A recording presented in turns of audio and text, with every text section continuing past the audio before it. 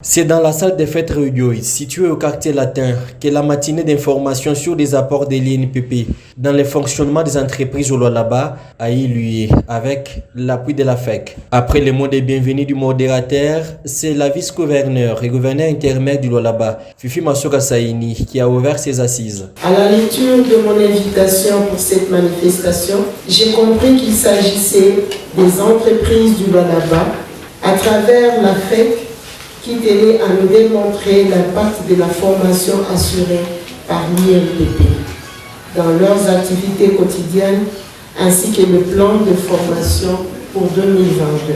Cela me rassure sur le fait que les exhortations du chef de l'État sur la prise de conscience de tous les citoyens pour un Congo émergent et fort ne sont pas restées lettres mortes.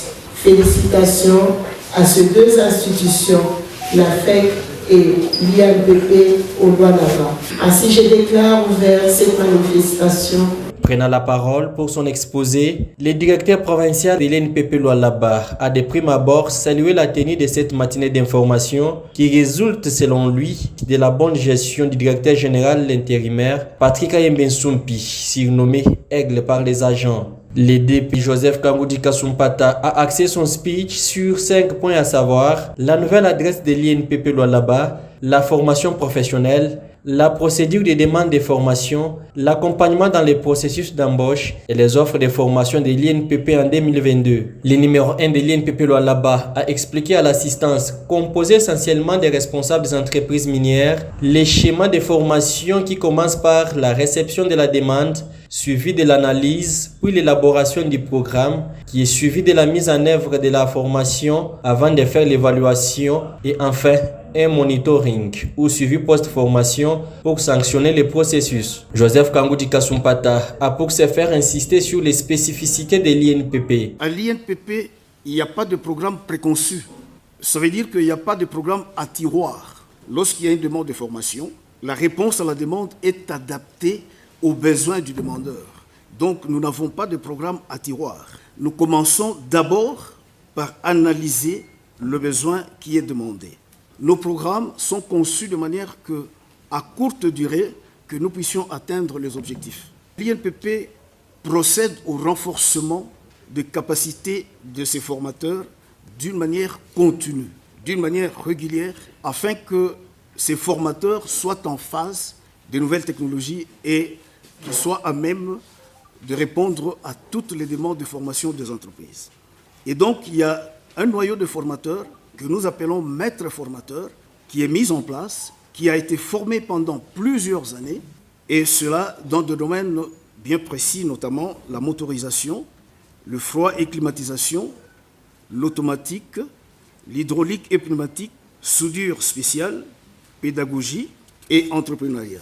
Il y a une autre spécificité, tout le programme de l'INPP, c'est des programmes qui sont conduites par des spécialistes de ce métier. Parlant au nom de Patrick Ayembensumpi, DG de l'INPP empêché, son conseiller technique a tout d'abord fait des annonces à l'intention des participants venus des 4 coins de la province du Lualaba. Il s'agit de la formation par l'INPP des 10 maintenanciers des engins agricoles dans la commune rurale de Fungourmé, ainsi que le lancement à court terme d'une ferme didactique sur la route Nzilo dans les soucis d'accompagner les paysans dans l'agriculture, production et conservation des biogaz.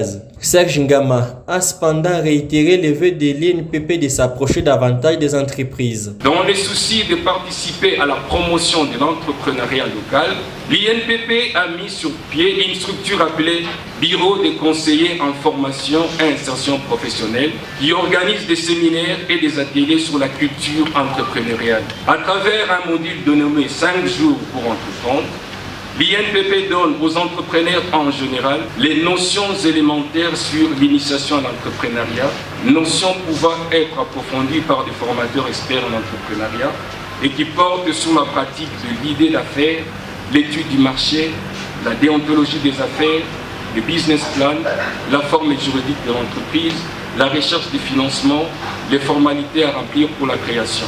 À la suite de cette formation, l'INPP, dans le cadre d'autres projets, appuie les bénéficiaires de formation pour la mise en place des micro-entreprises en leur facilitant l'obtention d'un prêt remboursable. Après ces discours, plusieurs questions ont été posées aux orateurs, questions auxquelles les réponses satisfaisantes ont été données. Cette matinée d'information était également l'occasion de remettre les certificats de formation aux lauréats ayant appris les métiers à l'INPP Lualaba. Et c'est là, pour la première fois, depuis l'installation de cette institution dans cette partie du pays, il y a plus de 10 ans. Après le partage d'un repas avec les participants, les agents et cadres de l'INPP Lualaba ainsi que la délégation venue de Kinshasa ont échangé les vœux pour l'année 2022 sous le charme de la musique.